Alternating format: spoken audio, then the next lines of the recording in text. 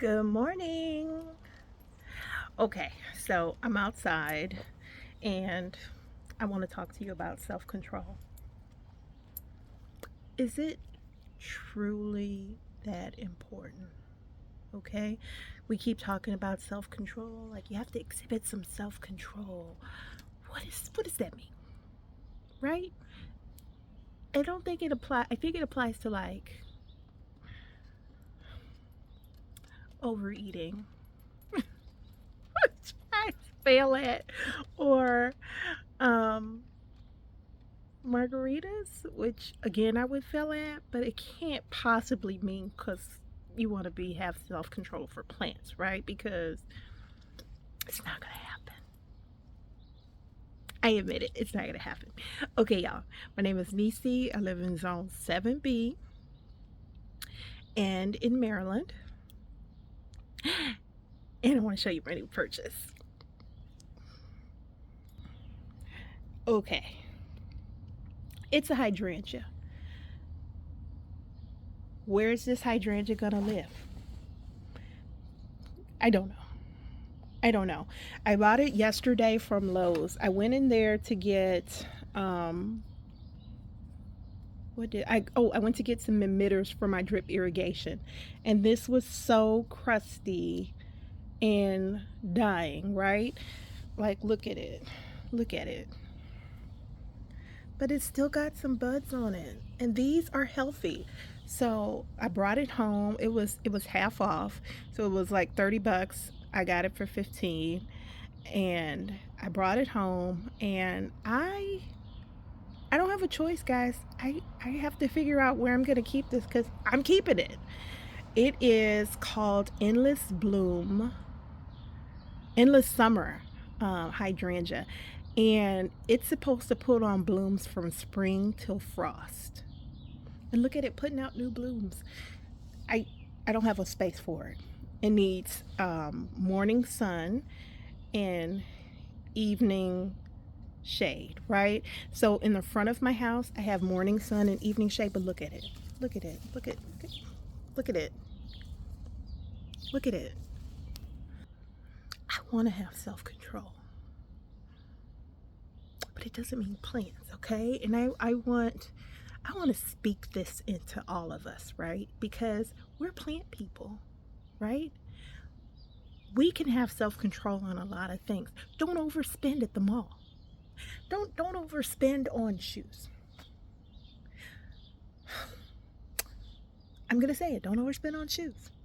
I like shoes because you gain weight, you lose weight. Your shoe size is pretty much the same. But I want us to have self control, but I don't think it applies to plants, guys. It just can't. I read something that said putting our hands in soil, putting our hands in soil increases serotonin, which makes us happier. We need happy people. Happy people don't rob banks. Happy people don't storm buildings. Happy people aren't road raging. They're happy. You go to the nursery and you just spend a lot of money and you're not sad. You're happy. So I want to, on this lovely day, the birds are chirping. I want to speak into you that the self-control you need does not apply to your plants. This is what I'm telling myself. And I'm going to share it with my friends because I think this matters, people. It matters. Look at this. So I'm going to come in, I'm going to cut off these blooms that have died. But this brand new bloom, and look how strong it is. Right? I'm not getting rid of this. This is healthy. I can feel the pliability in these. So we're going to cut off the crispies and the things that have died, but we're keeping this plant. Where is it going to go? Okay. So here's our next conundrum. Where is it going to go? I don't know. But you know what? It's gonna go somewhere.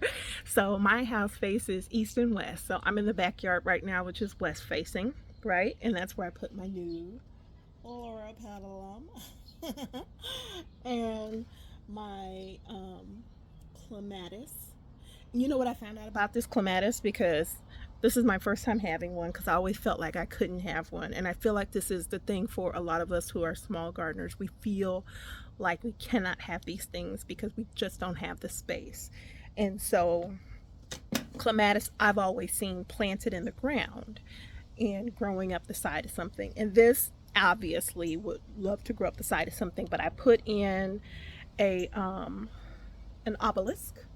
And look at it, it's twined around the obelisk. Do you see that?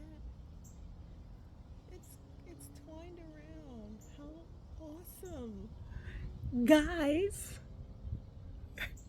this is it. This is what we need in life. So mine is called a group 3 clematis. So the clematis are separated into groups: group 1, group 2, group 3.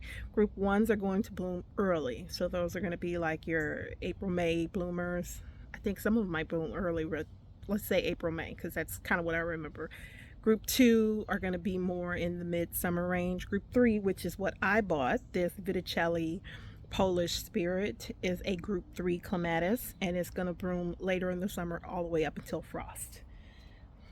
Perfectly fine with me because I planted some. Let me see if I can turn this around. I can tell you guys. I planted some annuals.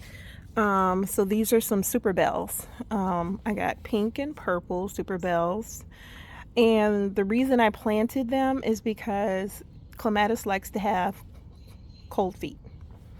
So it likes to be in full sun here, which this is gonna get all the sun once the sun moves to the back of my property, but it likes cold feet, and so I've planted this on top of the roots. Look at that. How sweet is this purple with the yellow throat? Do you see this? So this is a proven winner super bell. Obviously, I've got my manager out here. And this Laura Petalum called Fringe Cerise Charm. This is going to put out red flowers, so love the red flowers. So right now, so here's my plan for this, because it definitely is going to need to go in the front of my property. I don't know how though. I don't know how, but it's going to have to go in the front of the property because that's where we get morning sun and evening shade, and that's what this is requiring. This clematis, excuse me, this hydrangea gets just 3 to 4 feet high and 4 to 5 feet wide. If it's planted in the ground, I cannot plant this in the ground because I don't have enough space. It's going to have to stay in a container, and I'm going to figure it out because I couldn't let it stay there. It was calling me Niecy, Niecy. Okay, I know what you're thinking. The Laura Petalum was also calling Niecy, and it was. The joy that I have in my heart with flowers and plants. I feel like I could get emotional just thinking about it. It just makes me so happy. And I know that this is an expensive habit, right? Flowers, plants, this is an expensive habit. The only thing that could get more expensive is if I could have more space so I could get my baby goats. Okay, I want miniature horses. I want miniature horses. I know the baby goats get to be adult goats, but I want miniature horses, and I want goats. I want cats. I want more dogs and sheep maybe, and chickens. I just want 6 hens, no rooster, because you can't with the waking me up in the morning. Oh my gosh. I wake up early, but if you wake me up before I wake up early, then I'm not happy. You know what I'm saying? So like if you set your alarm, which I don't because I hate that. I'm just like, you're going to wake up at this time, and I wake up. But like say you needed to get up at 6 a.m., right? So you're going to get up at 6 a.m. You told yourself you're going to get up at 6 a.m. You set your alarm for 6 a.m. And then what happened? Somebody called you at 5:49. I don't know why anybody would call you at 5:49 a.m. just to shoot the breeze, because if it's an emergency, that's an emergency. But if they called you at 5:49, like, hey, what you doing? What? I had 11 minutes that you just stole. Do not disturb on your phone. So anyway, don't. This is I didn't got caught up in the matrix, y'all. But okay, I am going to figure out where this plant can go. I'm going to trim back the dead, and I'm going to actually, because it needs to be rehabbed, I'm going to switch. So I'm going to cut off all of the dead and the crispies. So you see, these are crispies, these are dead. So I'm going to cut these off. I'm going to prune it, and then I'm going to just keep it watered and keep it under my deck in the shade. So I'm out on the deck. Oh, I did put my cushions out, and I took the chicken wire off of the onions because they should smell oniony now, so the squirrels shouldn't get them. Before, when they were just the little starts, the onion starts, they just were diving in there and stealing my starts.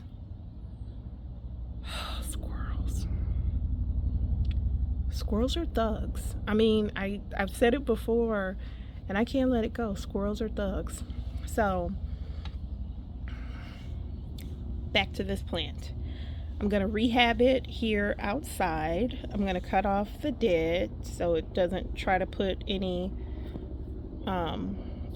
to that. Just literally the blooms. Because this blooms on old wood, and you really shouldn't prune it until spring, before it starts putting out too much new growth. You want to prune it in spring, but I am going to prune off some of these dead and crispy leaves, and just the bloom part, not anything else, because I don't want to disturb the old wood just in case I do get blooms. And it'll probably be in a container, so maybe not this container that it came in, this Endless Summer Hydrangea container. So it might not be in that container. It might be in a bit of a larger container, just because it's going to need the space as it grows. And then ultimately I'll have to figure out where I can plant this, and I don't know where. I have no clue whatsoever where I would be able to plant this plant, but I'm going to figure it out. If I have to rearrange the entire front of my house, I'm going to figure it out because I want it. This, people, this is not the self-control we need to have. This is the joy. Let's explore the joy. We're going to have the hydrangeas. We're going to buy the plants. We don't know where they're going, because we're gardeners. We're growing them because we're gardeners. We don't know where they're going because we're also gardeners. Everything's gonna be fine. Indulge this habit. I mean, if your house is covered in containers of plants and you feel nothing but joy in your heart when you go outside and look at it, you know what my suggestion is? Cover it in containers of plants. So that's what I'm going to do, and I'll figure it out. I love y'all. I hope you have a fantastic week, and I'll see you next time. Bye.